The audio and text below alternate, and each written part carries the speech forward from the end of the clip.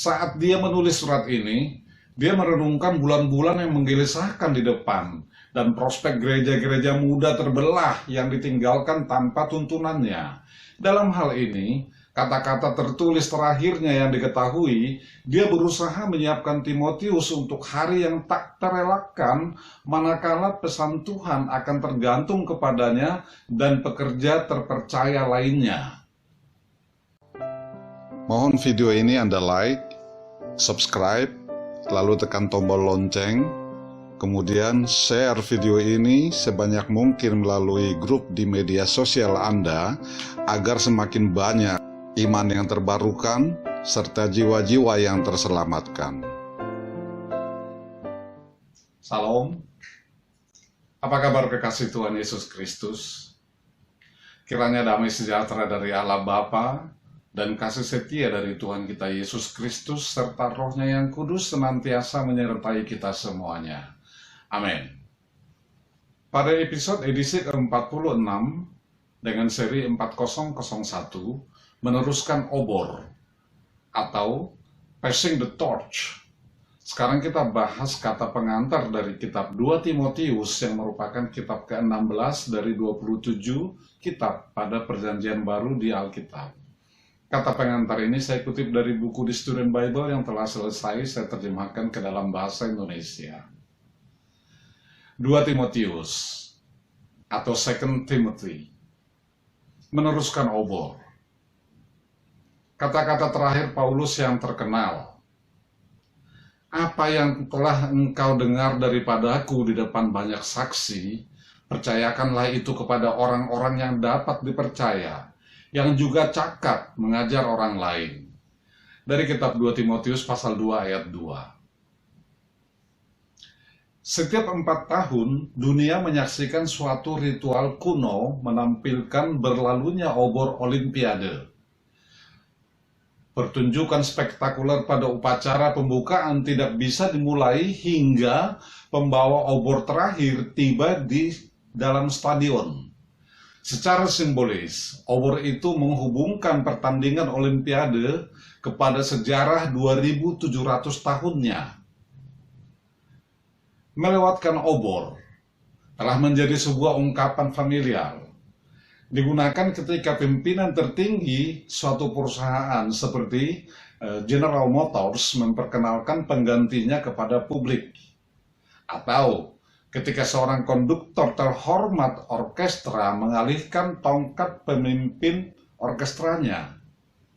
Atau seorang tokoh besar olahraga memberi arahan kepada penggantinya.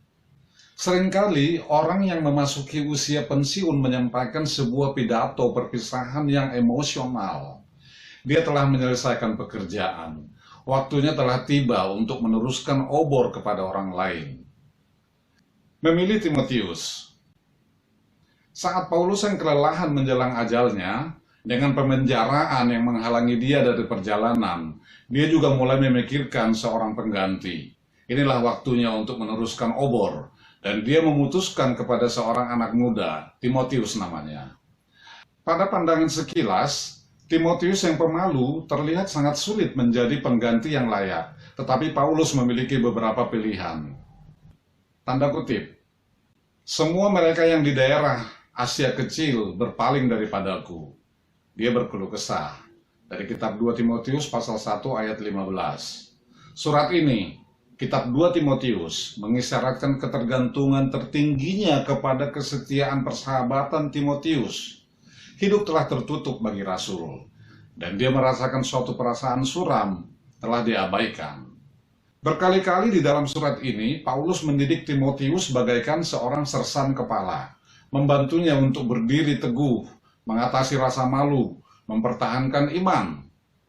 Di lain tempat, nadanya lebih lembut menjadi penegasan yang mantap dari seorang ayah yang bersyukur. Sungguh, ikatan dalamnya persahabatan adalah bukti Paulus mengingat warisan keluarga Timotius. Dari kitab 2 Timotius pasal 1 ayat 5, terhadap permintaannya agar Timotius membawa jubah tebalnya sebelum musim dingin tiba. Di kitab 2 Timotius pasal 4 ayat 13 dan pasal 21. Momen emosional Suasana hati Paulus bergantian antara kesedihan dan kepercayaan diri, kenangan dan perhatian serius.